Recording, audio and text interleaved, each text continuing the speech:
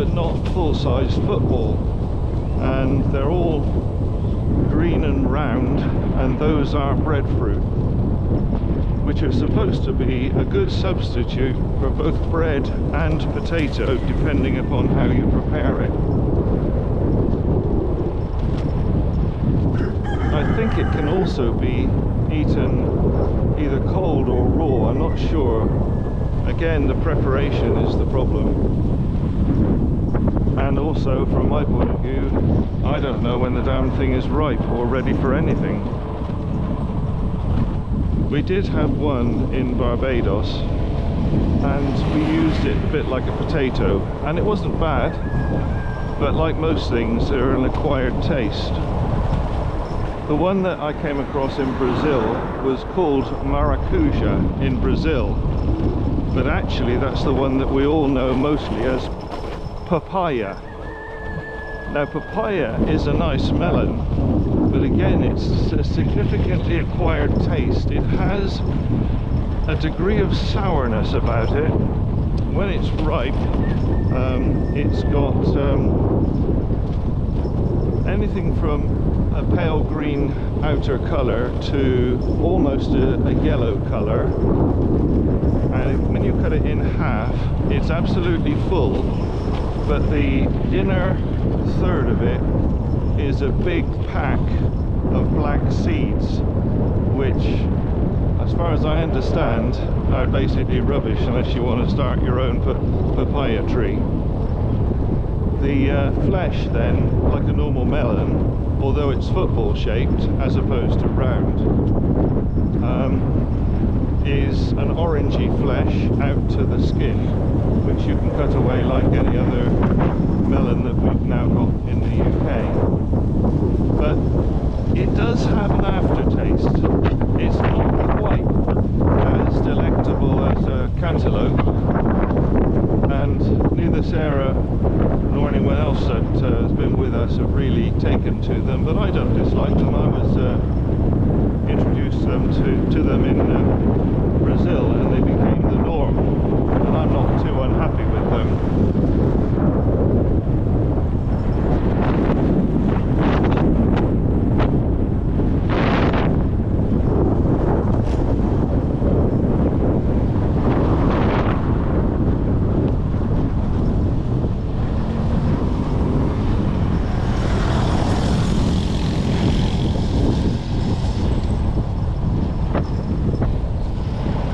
Check in now and again, see if Sarah's still behind. She prefers to be behind, I'm not sure whether she doesn't want me to get away or anything. Her scooter, unfortunately, is about a half a kilometre an hour faster than mine. That's just in the electronics, that's all that is. But I haven't bothered tinkering around with the electronics. I had the extra half mile an hour, but no, I haven't got it.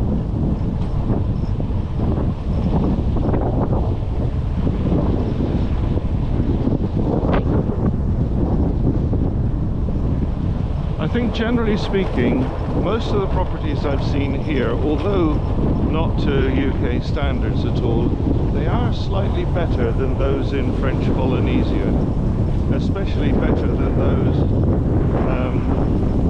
that are just to do with the local people. All they seem to need is something around the edges to keep a galvanized sheet over their head to keep the rain off, and very little more than that. Old airport. I think we're actually driving on what was the original runway here right now. And then they put in a second runway, which is to our left, which may be used, may not, I don't know. It's probably about 60 degrees different to the new airstrip, which we haven't seen yet. I don't think it's used for much longer than that. It doesn't look like it's in service, but this, I think, was the original airstrip.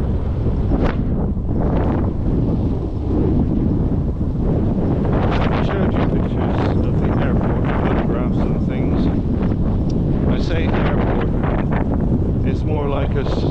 holding farmyard.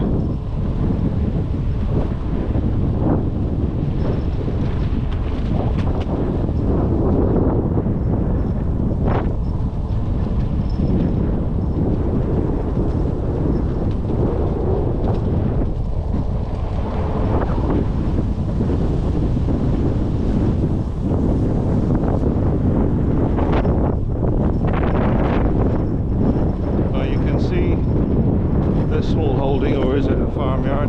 Oh no, it's an airport coming up here on the left hand side. No, they don't use the airstrip anymore, look. Oh, there's a lot of hardcore on it.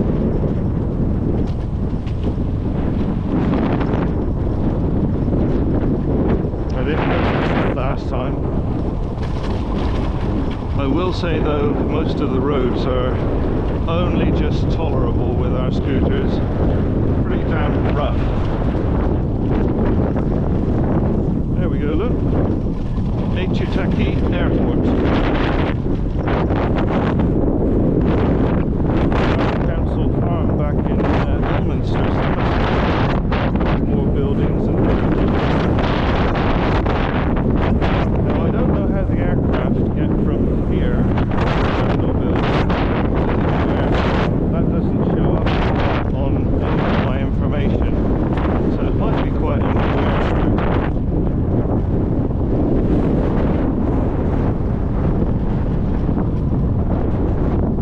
It stretches from up there in the distance ahead of us from left to right and going away from us a little bit. It's a shame they haven't got this other airstrip in use, because with the differing winds that could be very useful.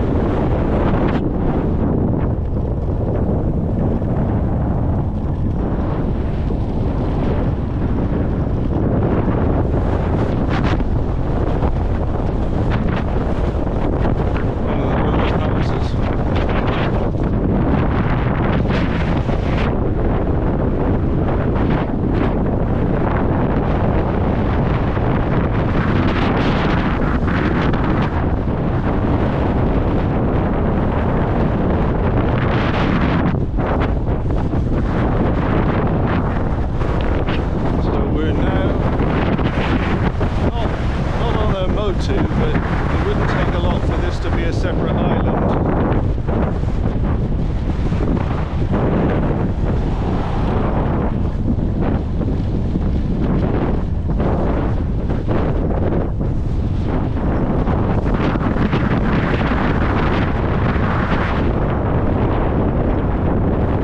Well, I didn't see another good breadfruit tree to point out to you. There was one earlier on which was passed. I didn't take much notice of it. I thought I'd see another one, but so our first trip around the island, not including this, was down along the far shore there.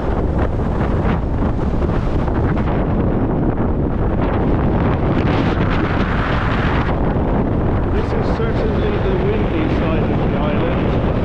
The east side, being in the trade winds, the wind blows most commonly from east to west, but it does seem that occasionally we can get winds the other way, which is what we're expecting next week. So if we wanted to go back to Tahiti, next week would be the time to do it.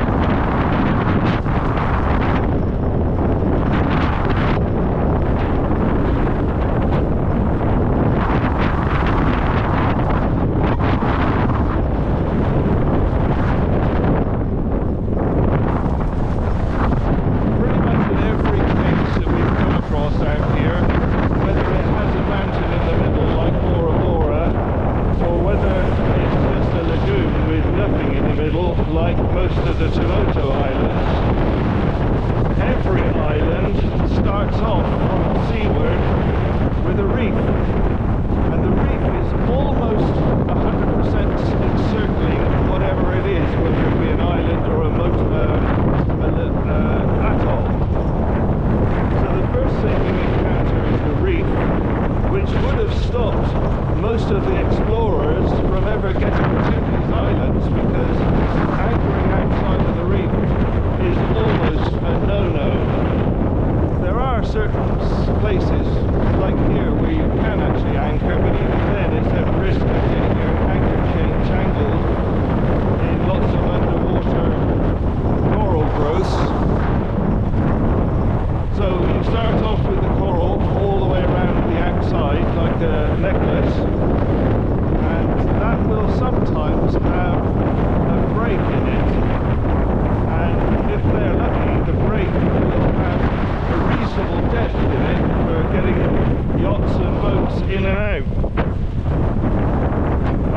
strong wind here and it's really upsetting my scooter. But anyway, carrying on with that story, you have this necklace around the outside of the reef, which is where all the waves break. Once you get through that, through a pass or a break in the necklace, it's usually very hot.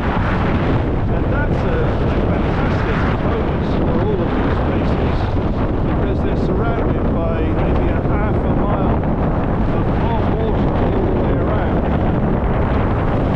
And then you get what's called the motus, which are often a string of islands. And if it's like Bora Bora, then in the centre you've got a big mountain of some sort. Now there's none of those in the Tumotos, but there's a load of atolls without the mountain, which you get just a and west of that. Most of the lagoons have got this big mountain in the middle. It's of course pretty jagged and not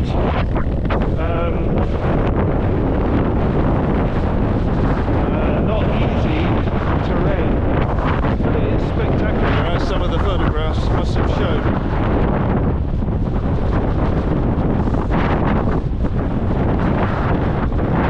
Well, I think we must be nearly there, because I know that this beach we're going to is not far from the end of the runway, which is just here.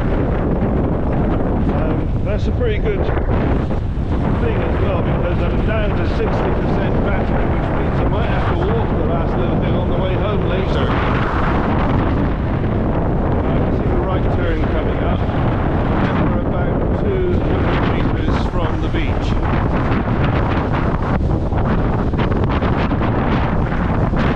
So this is the first time we've seen any of this.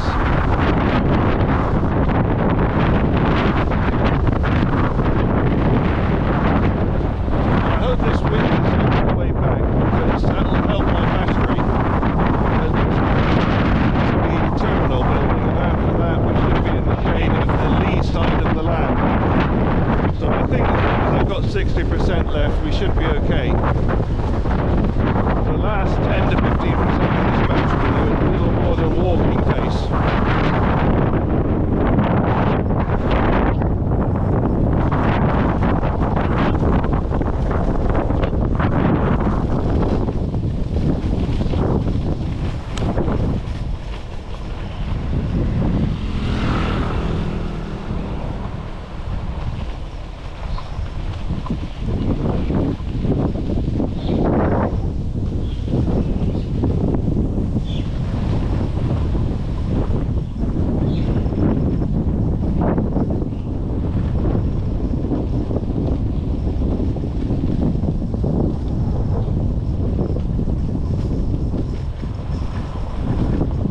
The first proper motu, which is separated from this strip of land, is a private island.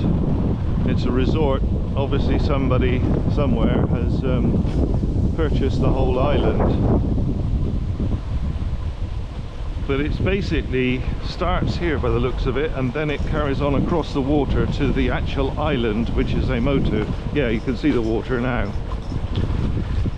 So this side and that motu are separate places.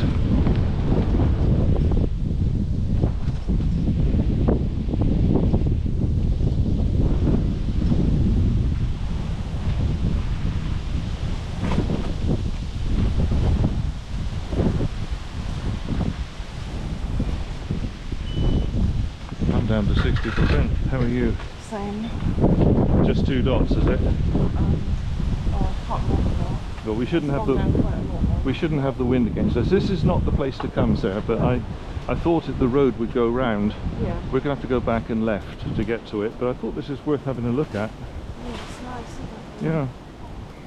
Look at the crabs.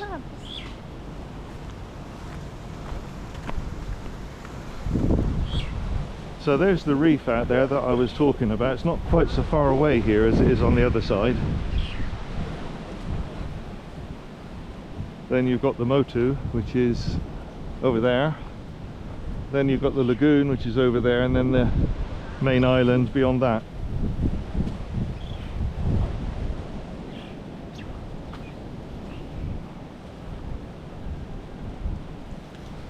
See how calm the water is from here out to that white water. Beyond the white water, beyond the necklace or the reef, is the main ocean, which is quite choppy, I would say, maybe even almost rough. Well, that's certainly what the reef would indicate in terms of the size of waves on the reef. So Captain Cook would have had some trouble finding the passes, because it's got to be 30 miles all the way around here. And as far as I know, from a yacht's point of view, there is now only one pass that really brings you in here, and that was a man-made pass. Where are you going, sir? Do you think you're going to see any more out here? Walk up to where it was the... But it carries on forever.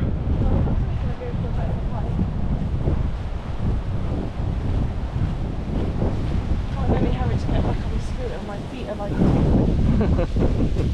That's the rough roads, that is.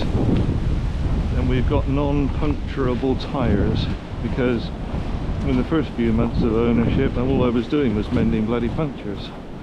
So we put on solids, which give you a much rougher ride. Well, sir, from my point of view, I don't think I want to go any further. Will you sit here for a minute and then I'll walk up there? Yeah, so I'm you- going to go you- and see if there's any bigger fish in there. Any bigger what?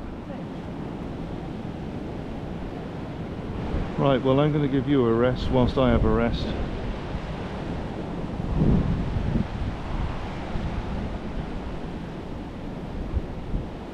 It doesn't actually make sense here, but the normal situation is that the waves break on the reef and overtop the reef, filling up the lagoon with seawater.